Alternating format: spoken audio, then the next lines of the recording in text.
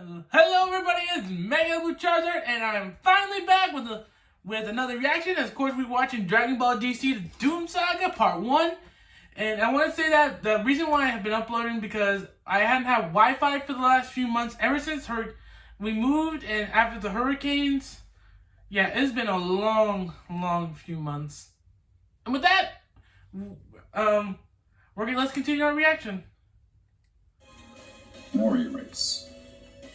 Failed invader. Martial artist. Adventurer. Man, it's been a while. The story of Kakarot Kent and the alien species known as the Saiyans within our universe is a complex one. But while their deeds throughout space were heinous, I believe that we can learn from the best of their ilk. From their last son, Kakarot Kent, who died to save everyone. We can redeem the legacy. Dr. Quentin, I am an You got engineer. Iron. I helped you set up an atmosphere. Isn't that the guy who's like, to do work, not talk about well, who wears an iron suit with the S what after could we Superman? possibly learn from a bunch of space Spartans with laser hands? Well, they're also giant monkey werewolves, and that's why we're here. The energy they use to transform could have massive benefits for the human heart. The sheer volume of energy required to change a humanoid form into a creature of that size, the possibilities are never ending. What the heck is that? Wait, who's that?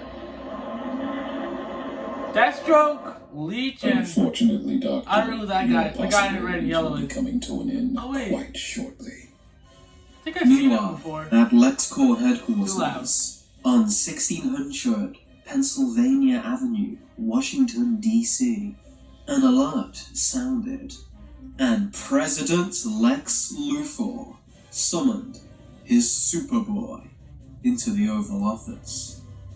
Before that though, make sure to subscribe to the channel if you haven't yet, so you never miss out on an episode of Dragon Ball DC. Your report on today's patrol will have to wait. There's a situation on the moon. 3 terrorists have taken hostages at Quintum's cute little moon base. Are you fatigued from the patrol? I can replenish your reserves while we wait for the teleporter to come online. That will be necessary. Excellent. Then the teleporter will be ready in a matter of minutes. Sorry, Father. What I mean is, neither will be necessary. I've never had to exert myself in a fight. This will be no different. And I don't need to wait on the teleporter. The distance is like 238,900 miles? I can make that in a jump. With a burst of inhuman speed, Subject G0-011522134777 exited his father's Oval Office, leaped off the Rose Garden lawn, and soared into the upper atmosphere. As he began to leave the stratosphere, he held his nose and closed his mouth, just as a precaution. Leo Quintum had designed and helped grow a family of superpowered beings that acted as scientists, explorers, and philosophers in realms of the superhuman. From exploring the Earth's core to mining the vacuum of space, these beings were our future. However, they were just appetizers to parasites. Yeah, that's what you're saying. Artificial meat isn't as good, but I'll deal. I thought he just Major drained him. Force. This is too much, even for me. Are we almost done yet? Not until the doctor gives us the designs to the teleporter. Unless he wants to watch Parasite devour more of his children. They were born to explore the depths of creation. Brute force intimidation tactics became obsolete a century ago. Maybe we'll have better luck with Dr. Iron. Halt, villains! I am the unmitigated champion of justice, the vanquisher of evil, the Super Saiyan superhero, Superboy! What are you doing? You're making a fool of yourself. This isn't a joke. Follow protocol. Yes, sir. Sorry, Father. I guess This someone conversation was allowed to happen go as on the sheer scene shock of for, Superboy's entrance you know. and ensuing antics left the villains in complete disbelief. Leo took this chance and made a dash away from the distracted Deathstroke, leading Major Force to snap out of his shock and chase the scientist. Where do you think you're going? I'm faster than the speed of sound. You can't escape me. The speed of sound is 767.269 miles per hour. That's nothing. Superboy's fist emerged out of the back of Major Force's torso before anyone else in the room even registered what had happened. With an absent look, the young Saiyan tossed the villain to the side, leaving Major Force to focus all of his energy on holding in and healing the gaping wound in his gut. Okay, now the one in charge. You. Deathstroke narrowed his gaze, the decades of battle and death pouring over his soul. He had been in hopeless situations before. He had faced Kakarot Kent in battle, and he knew the only response he could give. Oh God, please, no, not another one, not again, not again! The assassin dropped his weapons and began to beg on the floor in front of the quite confused Saiyan. Superboy poked the Terminator in the head and knocked him out. This all seemed to have wrapped itself up rather nicely, just like all of Superboy's missions.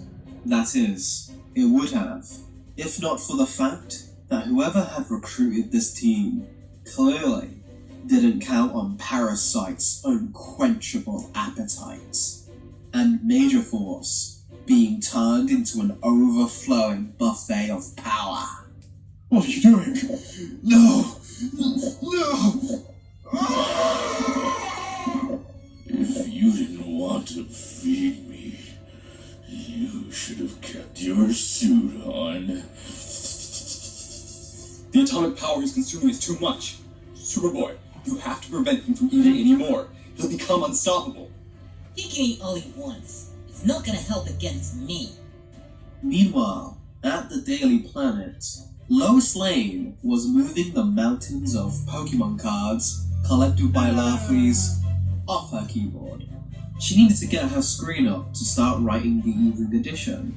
Her interview with Wonder Woman about the Saiyan Prince Vegeta's burgeoning attempt at reform was sure to grip the nation. Diana had asked Lois to cover the story as an exclusive. She knew Lois Lane was the only reporter she could trust to bring the news to the world. Lois was cynical, but she always told the truth. The public would discover Vegeta's new method of community service through the pen of the best reporter in the world. So, while I punch this out, how are you holding up? Marvelously. While the rise in misguided foes has been difficult to cope with, it's not nearly as bad with the rest of the Justice League around again. Handling all of that on my own was challenging, but I've come out the other side stronger than ever. Well, that's a relief. I'm not sure that we'll keep spinning without you to look after things. I know you can handle it, but don't burn yourself out. I can take a couple of your shifts when you need.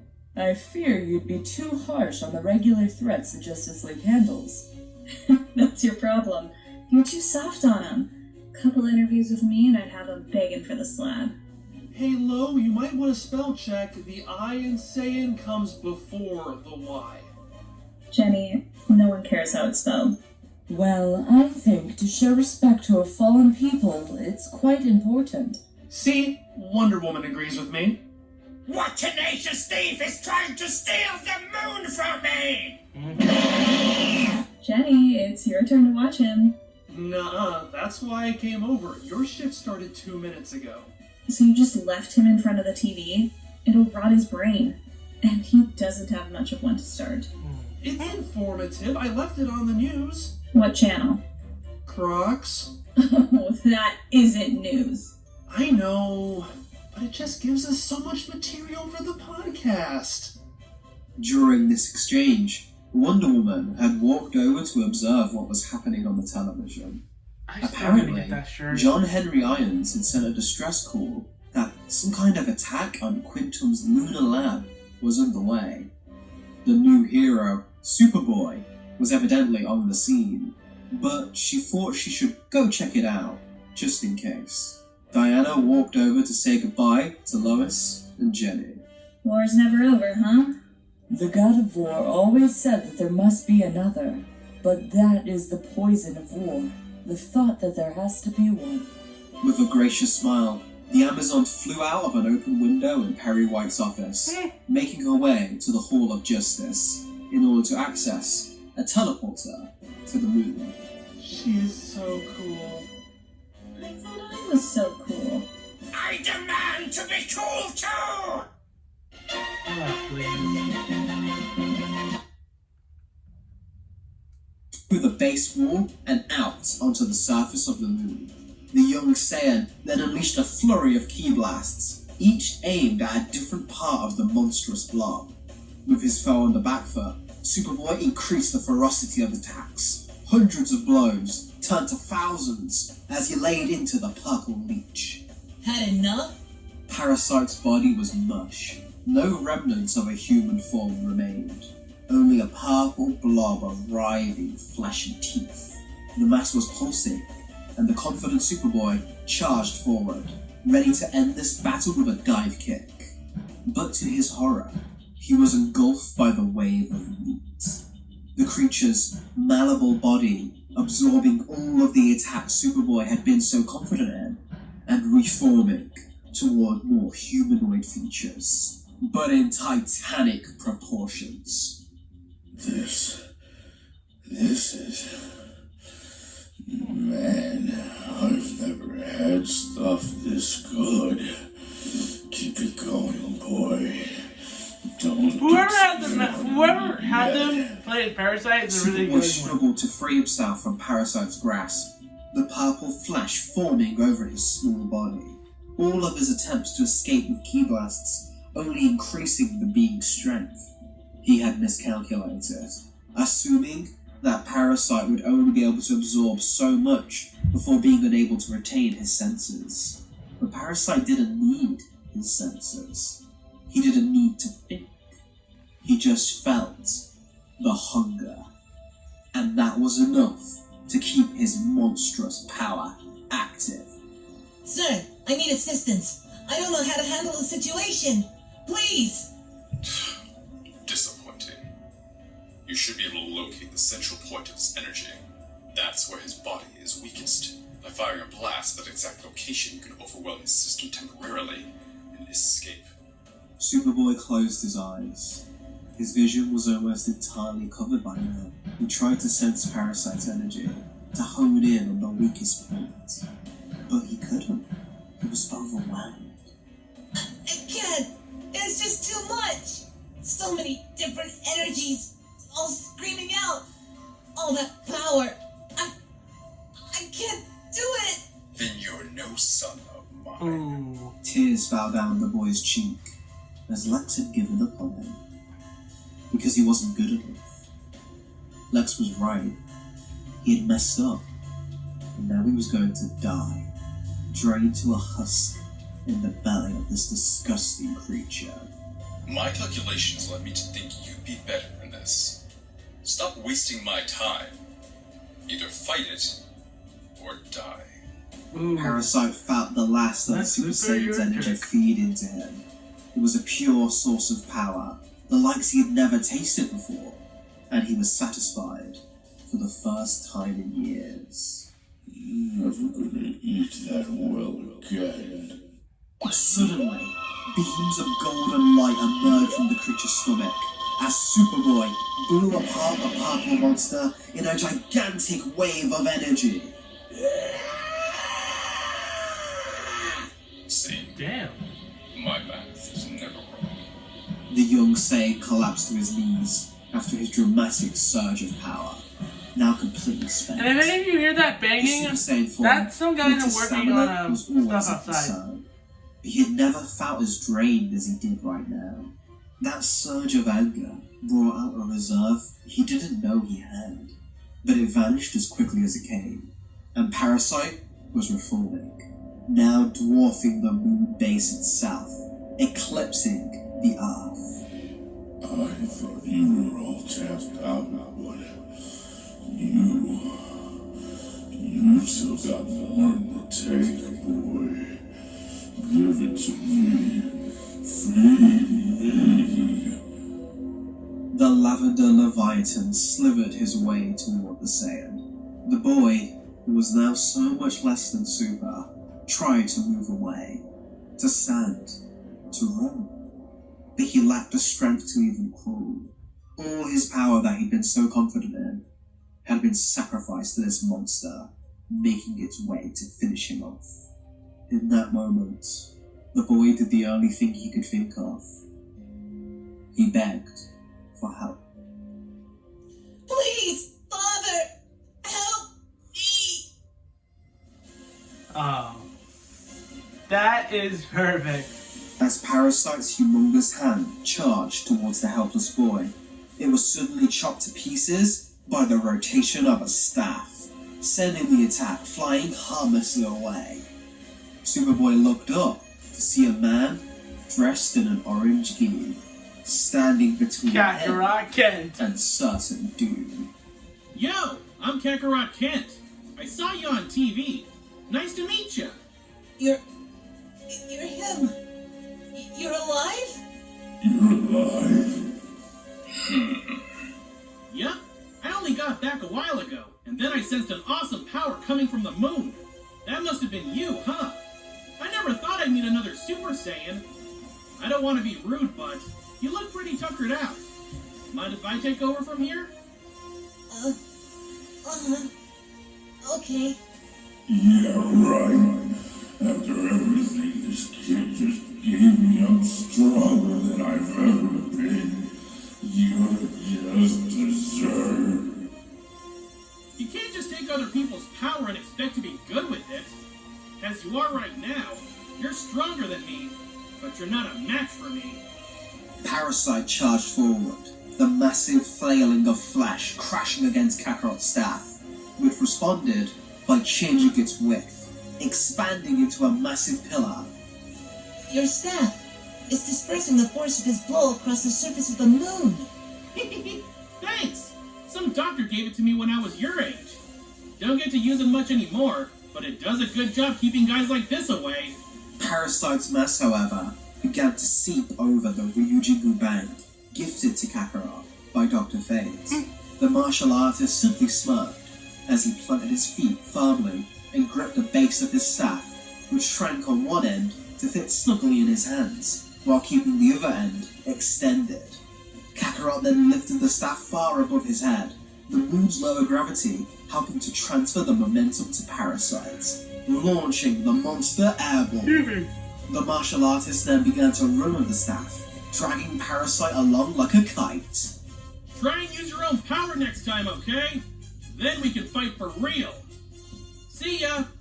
After reaching a good distance from the moon base, Kakarot stopped suddenly before planting the staff in the lunar surface as he began to spin it round and round before Parasite finally came flying off and went hurtling into orbit around the moon.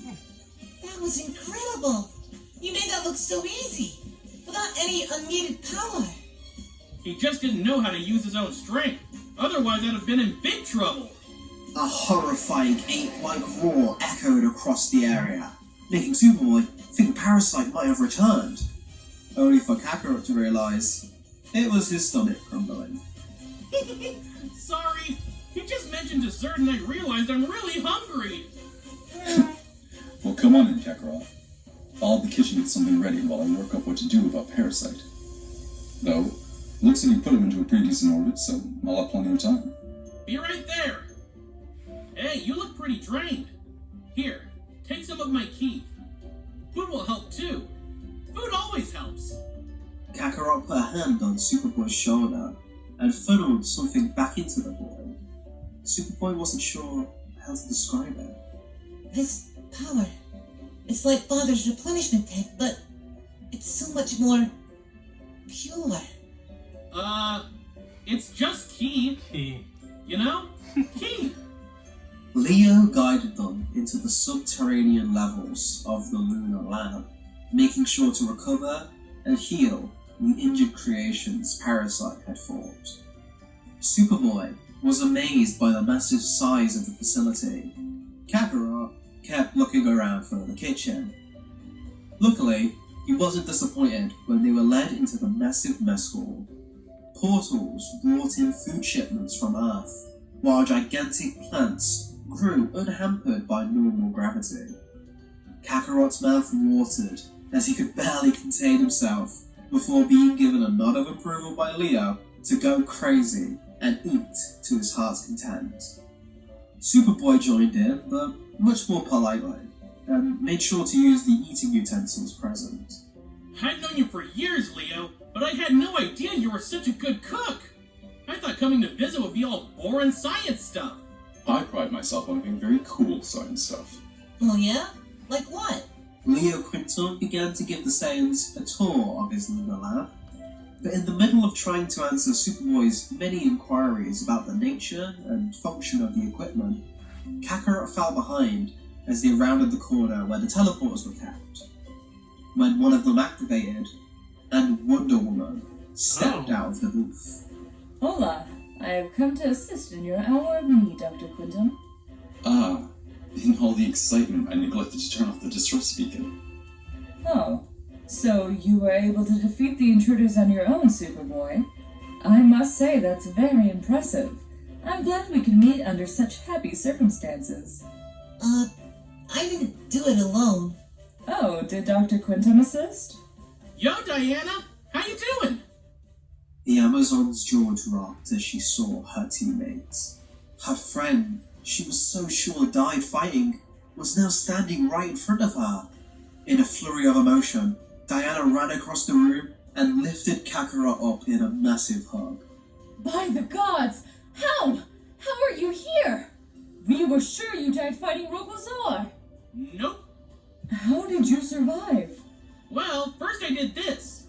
In a shocking burst of power, Kakarot transformed into a Super Saiyan state, the golden aura blinding the surrounding onlookers. Then he blew up the planet. But it was okay because I teleported away. I landed on my friend Mogo. We trained together till I left to War World, where I got hurt by this plant. But then I went all over the galaxy helping people. It was super fun. I traveled through time, I met a girl, me, battled a lot of strong guys, and there was even this one shark. But then I got caught up with Kyle on his planet. He helped me figure the teleporting thing out. When I got home, Sheeves and me did a lot of training. She made this new outfit for me, and then I felt this crazy power here on the moon. So I grabbed old Goldie and I did this. A violet crackle of lightning appeared next to Kakarot that tore a rift in space, which the martial artist used to move from one side of the room to the other, almost instantaneously. And popped up to the moon. Pretty handy, huh? I call it Violet Rift. The Amazon, the scientist, and the Saiyan stared blankly at Kakarot's description of the last year of his life. They weren't sure what to make of it, until Leo suggested something. Kakarot, why don't you come with me? You've obviously been through a lot, and I just want to run some tests to make sure everything's still, where it should be. Okay, Doc. Oh, that sounds fascinating. Can you do some scans on me too? The two Saiyans underwent a battery of tests. Kakarot was fine with anything that didn't involve a needle, while Superboy kept corrupting the results because he couldn't help himself from moving about and trying to tinker with the machines while inside them. Once the tests were done, however, Dr. Quinton gave them both the relief that they each checked out fine, but that Superboy would need to watch his calorie intake since his Super Saiyan form was consuming energy faster than his body could produce. Leo sent Superboy to go tell Diana the good news and to allow him to explore more of the lunar lab unsupervised. Kakarot prepared to follow, but the doctor called him back. Kakarot, I'm not sure how to tell you this. Tell it to me straight. That boy's genetic makeup, it's unmistakable. And given how you interacted with him, it's clear to me you haven't realized. He's your son. I knew it. I could kind of tell. His key felt like mine. Huh. I guess I'm a dad now? That's really weird, but kind of neat too. That's not all the tests showed. Huh? Your heart, a virus. You're dying. I knew it! And so we finally begin the biggest Dragon Ball DC saga yet. The Doom Saga. Hopefully this episode's events has left you as shocked as we were when Kakarot himself give you a preview of what is to come. Hey, it's me, Kakarot. Wow, I'm really dying? And I'm a dad? This Superboy kid's really strong, but he's got some serious anger problems. I hope he didn't get that from me. Next time on Dragon Ball DC, the Doom Saga continues. Don't miss it! Alright guys, I'd say that was pretty good. Yeah, I kind of figured that Superboy was Kakarot's son. Well, figured since I already seen Young Justice, and I kind of already knew. So yeah, that's gonna be all the time for this video. Go watch my previous reactions. Don't forget to hit the bell icon so you won't miss this video. Also don't forget to like and subscribe to Mega Charger. I'll see y'all in the next DBDC reaction. See